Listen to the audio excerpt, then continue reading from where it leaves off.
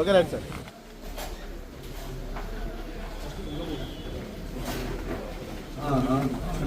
నాన్నగడ్డ నాన్న అన్న వాళ్ళందరూ మీలాగా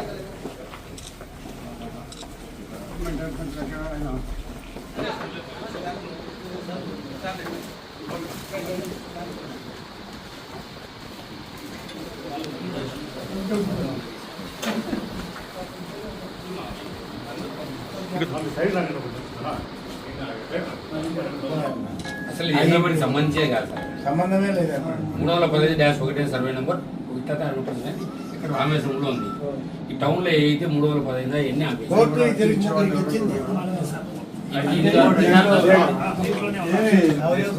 సందేశం పంపించాలా. 50 సంవత్సరాల నుంచి చేస్తున్నాం సార్. ఒక ఉత్సవ కమిటీ చేయడం అనేది మనకు రాయలసీమలో ఎక్కడ లేదు సార్. మనకు శివాలయం అగస్తేశ్వర ఆలయంలో చేస్తున్నాం సార్.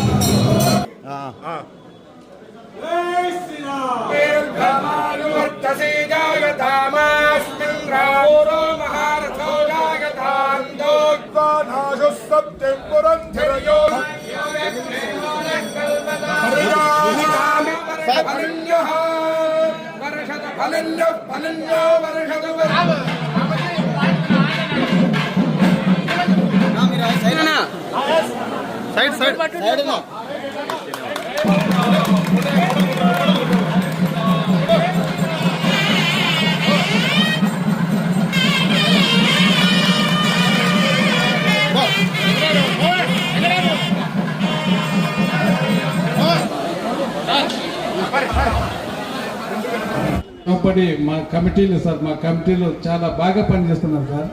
1 కోటి రూపాయలు ఉన్నాయి సార్ CGF ఫండ్లో అకౌంట్లో. మాకు తొందరగా ఈ గుడికి శాంక్షన్ చేసేస్తే మా కోరిక సార్. 3 ఉత్తర రాజగోపురాలు సార్, ఉత్తరము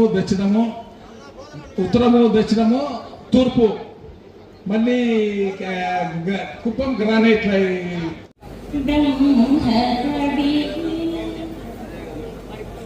దీపం జ్యోతి పరబ్రహ్మం దీపం సర్వతమోపరం దీపేన సర్వతం సర్వం సంధ్యాదీపం నమస్కరోమి. బ్రహ్మ కడిగిన పాదము బ్రహ్మోత్వాని. సార్ మంత్రి గారికి ఎమ్మెల్యే గారికి చిన్న విన్నపం సార్. ఇప్పుడు మనం ప్రారంభించిన గుడి 3,55,00,000 రూపాయలు సార్. మనము ప్రారంభించడానికి దీనికి సంబంధించి ప్రతి రూపాయి పేమెంట్ మీ ఆధ్వర్యంలో జరిగింది సార్. అలాగే పక్కన చిన్నకేశ్వర స్వామి గుడికి 4 కోట్ల రూపాయలు మీరు 6 నెలల కింద మంజూరు చేశారు సార్. ఒక వారం 10 రోజుల టెండర్ కూడా వస్తుంది సార్. అలాగే మా ప్రాంత భక్తుల విశ్వాసము, మా ప్రాంత దైవంగా భావించే సంజీరాయ స్వామికి ఇంకా కోరికలు ఉన్నాయి సార్. అది మీకు కొద్దిగా ఇబ్బంది అనిపించిన తప్పదు సార్. దాదాపు 8 కోట్ల రూపాయలు ఇంకా ఈ గుడికి కావాలి సార్. మా ప్రాంతంలోనే కడప జిల్లాలోనే గండి ఆంజనేయ స్వామి తర్వాత వెల్లాల సంజీవరాయ స్వామిని బాగా భక్తిగా కొలుసుకుంటాం సార్. ఈ గుడికి కర్ణాటక నుంచి కూడా కొందరు భక్తులు వస్తారు సార్. ఆంధ్రప్రదేశ్ కాకుండా తెలుగు రాష్ట్రాల నుంచి కాకుండా. దీనికి సంబంధించిన CGF గ్రాంట్ కట్టడానికి మా భక్తులు చాలా మంది ఉదార స్వభావం తెస్తున్నారు సార్. ఒక చిన్న ఉదాహరణ సార్, శనివారము అంటే ఒక 3 నెలల క్రితం ఒక భక్తులు వచ్చాడు సార్, ఆయన పేరు కూడా నాకు తెలియదు సార్. మా ట్రస్ట్ వాళ్ళు ఉన్నారు, ఆయన మాట్లాడారు, ఏదన్నా సాయం చేస్తానని ఆయన వెళ్ళిపోయారు సార్. అకౌంట్ నెంబర్ తీసుకుని 16,39,000 రూపాయలు సీజీఎఫ్ అకౌంట్కి వేశారు సార్. మేము ₹1 కూడా ఊహించలేదు సార్. వస్తే 5,000 10,000 వస్తానని మా కమిటీ వాళ్ళ ఆలోచన సార్. అది 16,39,000 అంటే నా ఊహ కూడా అందలేదు సార్.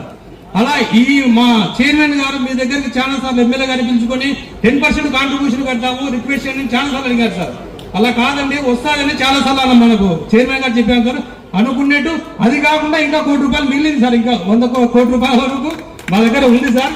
మీరు 8 కోట్లు మంజూరు చేసి ఇంకా 60 లక్షలు ఎలాగో భక్తుల నుంచి తీసుకోగలుగుతాం సార్. అలా ప్రభుత్వం వచ్చినాక తమరు దాదాపు మా కాన్స్టిట్యున్సీకి 15 కోట్ల రూపాయల మేర సీజీఎఫ్ నిధుల నుండి గుళ్ళకు మంజూరు చేశారు సార్. కల్లూరు గ్రామము, మృతుటూరు గ్రామము అలా తీసుకుపోతే చాలా గ్రామాలకు సీజీఎఫ్ గ్రాంట్ నుంచి మంజూరు చేశారు. అలాగే ధూపదీపి నైవేద్యం సార్, ఎన్నో గుళ్ళు ఉన్నాయి సార్. ఆ గుళ్ళకు పూజలు కూడా నోచుకోకుండా ఉంటాయి.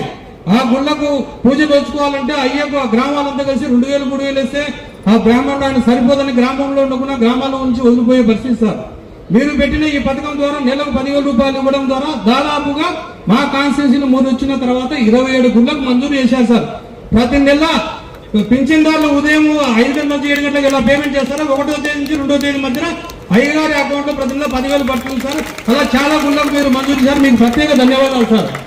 ఇక్కడ ఏదో లక్ష్మణుడు మూర్చి వచ్చి పడిపోతే రాముడు సంజీవుని దమ్మని చెప్పినాడని హనుమంతుడు వచ్చే సంజీవుని తీసుకొని పోతూ ఇక్కడ ఏదో మార్గమ్మ దేవులో వెళ్ళాలనే చోట ఆగి మరి నదిలో స్నానం చేసి ఆయన పోయేటప్పుడు దీనికి ఏదో ఒక పేరు పెట్టినాడు అనేది ఉంది. అప్పటి నుంచి ఈ క్షేత్రం దిగ్విజయంగా కొనసాగుతూ ఉంది. ఎప్పుడు కూడా ఎక్కడ భక్తులకు కొరత లేకుండా కావాల్సిన దేవునికి కావాల్సిన నిధులు సమకూర్చుకుంటూ దేవస్థానం బాగా జరుగుతూ ఉంది. మంచి దేవస్థానం. ఆంధ్రప్రదేశ్ లో మొత్తం అన్ని చోట్ల కూడా ఈ దేవస్థానాన్ని గురించి ప్రజలందరికీ కూడా తెలుసు, రాష్ట్రం అంతా కూడా తెలుసు, తెలంగాణలో కూడా తెలుసు.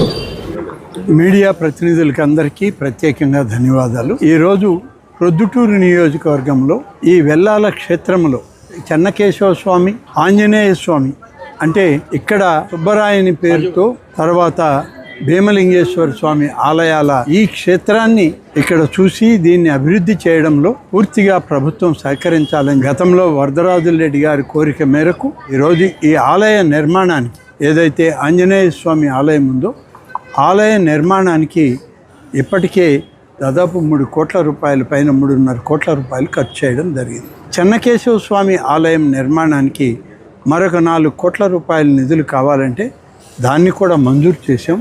ఇవాళ దానికి కూడా భూమి పూజ చేయడం జరిగింది. ఈ ఆలయం యొక్క ప్రాంగణం, ఆలయ రాజగోపురాలు, మాడవీధులు అన్నీ ఏర్పాటు చేయడానికి మరొక 8 కోట్ల రూపాయలు అవసరమవుతాయని చెప్పి మరో పెద్దలు శాసనసభ్యులుగా వరదరాజులరెడ్డి గారు అడిగినటువంటి దాన్ని ఇప్పటికే ప్రభుత్వ విధానాల్లో ఒకటైన మ్యాచింగ్ కాంట్రిబ్యూషన్ ఏదైతే మనం కామన్ గుడ్ ఫండ్ కమిటీకి ఈ ప్రాంతంలో ఉన్నటువంటి డోనార్లు చెల్లిస్తారో ఆ 20% నిధులు కూడా చెల్లించడానికి మేము సిద్ధంగా ఉన్నామని వాళ్ళు విజ్ఞాపన పత్రం ఇవ్వడం జరిగింది.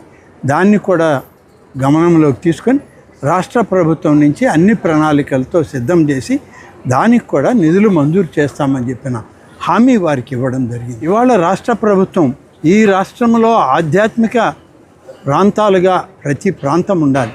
ప్రతి నియోజకవర్గంలో కూడా ఆలయాలను అభివృద్ధి చేయాలి. ఆ ప్రాంతంలో ఉన్నటువంటి ప్రజల విశ్వాసాలకు అనుగుణంగా ఆయా ప్రాంతాల్లో ఉన్నటువంటి ఆలయాలను పూర్వపు పౌరాణిక విధానాల్లో వేద పండితులు పూజారాధన చేసే విధంగా అలాగే వైదిక ధర్మం సనాతన ధర్మానికి అనుగుణంగా ఆలయాలను ఇవాళ ఒక్కొక్కటిగా అభివృద్ధి చేస్తూ వస్తుంది. అయినా కూడా ఇంకా చాలా ఉన్నాయి చేయాల్సినవి. ఇప్పుడు మేము చేసేది కొంచెమే, ఇంకా చేయాల్సినవి అనేకం ఉన్నాయి. దీనికి అవసరమైన మేరకు నిధులు సమకూర్చుకుంటూ ఉన్నాం. ధూపదీప నైవేద్యం అని చెప్పి ఆలయాల్లో దీపం పెట్టలేనటువంటి ఆలయాలకి ఇవాళ ఒక్కొక్క ఆలయంలో ఉన్నటువంటి ఆ అర్చకుడి పేరుతో బ్యాంక్ అకౌంట్ ఓపెన్ చేసి 10,000 రూపాయలు ప్రతి నెల జమ చేస్తున్నటువంటి ప్రభుత్వం ఇవాల్టి ఎన్డీఏ ప్రభుత్వం.